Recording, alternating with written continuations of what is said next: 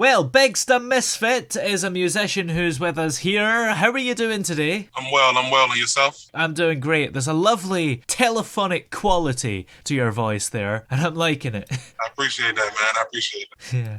Now, of course, I think on the show maybe half a year ago, we had DJ Poetry King on, who did an instrumental track called Making It, and you've actually taken that track and added lyrics to it, right? Sir. How would you describe, the lyrics that you've put in the song? The lyrics that I placed to this track are very heartfelt and guiding. I feel like I can guide a lot of people with these lyrics. Those that are less fortunate, those that have issues with self-esteem and other complex things that they deal with in life. You know what I mean? I want the song to touch souls. And I feel like I did that with every bar and every line within this song. Yeah. Is it hard to write lyrics for an instrumental track that already exists, or does that make it easier because there's less to write? See, I don't think that it's a difficulty to write lyrics for me per se.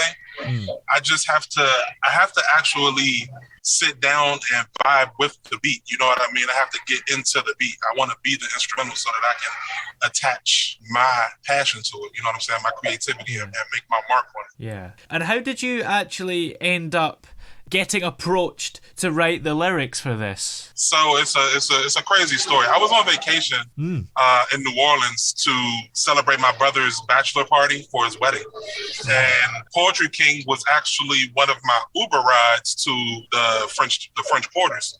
And upon entry of his vehicle, he had that beat playing, and I sat down in the back seat with my dad, and I looked over at my dad and I said, "This beat is pretty fire, man." Not knowing that it was DJ Poetry's beat. So I got to talking to him, and by the end of the conversation and the end of the car ride, I had mentioned to him that I did music. So from that moment on, and from that day forward, I've spoken to him every day, and our connection has been unbreakable and just fluid. You know what I mean? It's genuine and organic. So once I heard the beat and he laid it out to me that it was his beat and that he wanted me to be on the beat, I said, "Oh man, just send me that beat." So I got to get to it, and he was very impressed with everything that I put down with the beat. Before I even recorded it, I sent over my lyrics to him, and he was like, "Man, that's it." So I surprised him one night, went to the studio, recorded it, and sent it to him, and it is what it is now. You know what I mean? I just got to put some visuals to it. Yeah.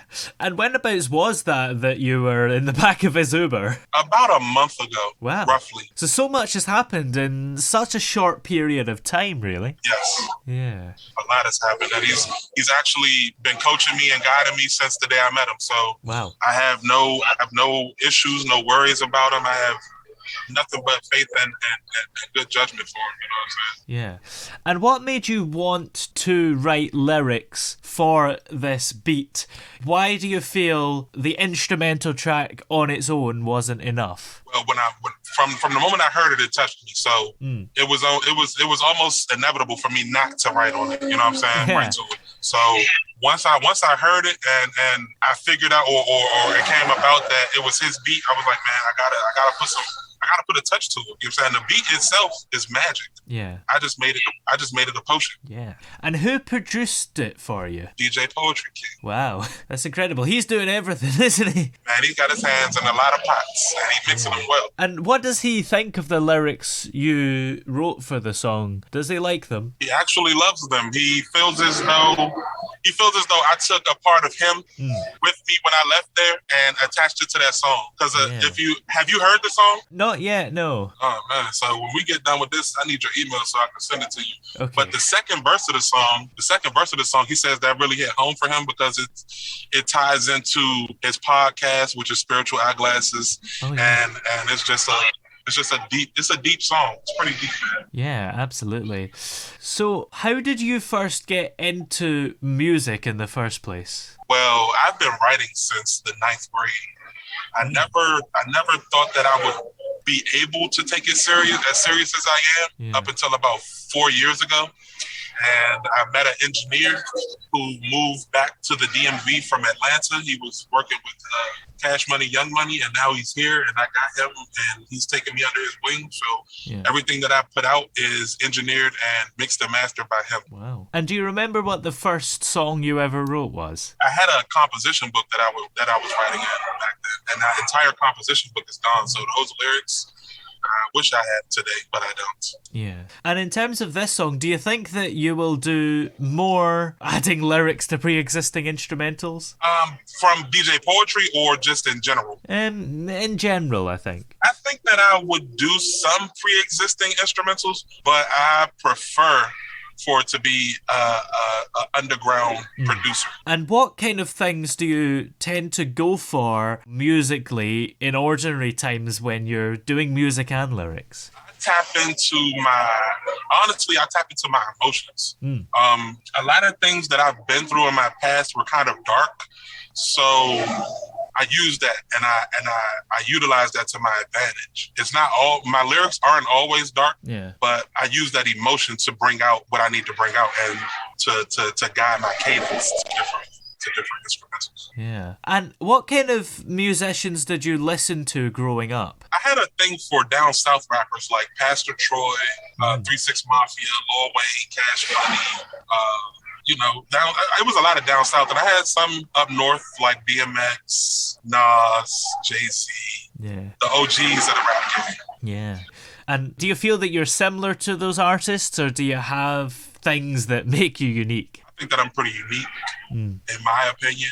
I don't think that I sound like anyone. I think that I have my own swag and my own cadence, my own style. So I hope to make a mark. And you know how they say somebody takes my style and runs with it. You know what I'm saying? I want to be that. Yeah, absolutely. And as well, in 2021, you released a whole album, Born to be Hated. So tell us a little bit about that album. What are some of your favourite tracks on that one? Well, that album touched that, like I was telling you earlier about my dark side, that album touched a lot of the darkness that was in me. And I feel like I released a lot of that within that album, and I feel a sigh of relief, if you get what I'm saying. Yeah. My favorite tracks from that album would be the intro, which is Hold On. Number 5, I want to say it is Crazy.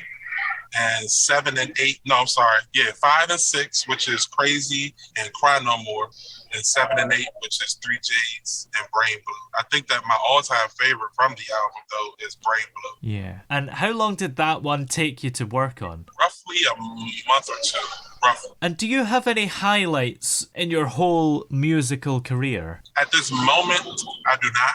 I'm working on building a bigger fan base and going out to different venues to do open mics and perform. So I'm getting some kind of recognition within my city before I start to branch out. Yeah. And what else is coming up? Do you have plans for more songs and albums after this current one, Making It? Oh, for sure. I actually am sitting on about 6 fully recorded and mixed and mastered songs that I haven't released. Wow. But I plan on releasing soon. I wanna get visuals done for Making It before I release anything before Making It. So Making It will be next, and then I'll put out some other stuff. But I'm definitely working on another album as well, which will be the prequel to Born to be Hated. It'll be called Dying to be Loved. Yeah. And when are we expecting the song Making It to be out? If I had to say today, it would be near the beginning of July. Okay. And where can we find it when it does come out? And also, where can we listen to all your music that you've previously released and keep up to date with you? If you stream on any music service, it's there. I go by Biggz Da Misfit, BIGGCDA Misfit, MISFIT, and I'm on every major platform: YouTube, Apple Music, Tidal, Shazam, TikTok, Instagram. I'm everywhere. Smashing. Well, many thanks for joining us today. It's been great to have you here, and we'll let you get back out on the road again now. Yes, sir. I was great talking to you. I'm happy to have talked to you.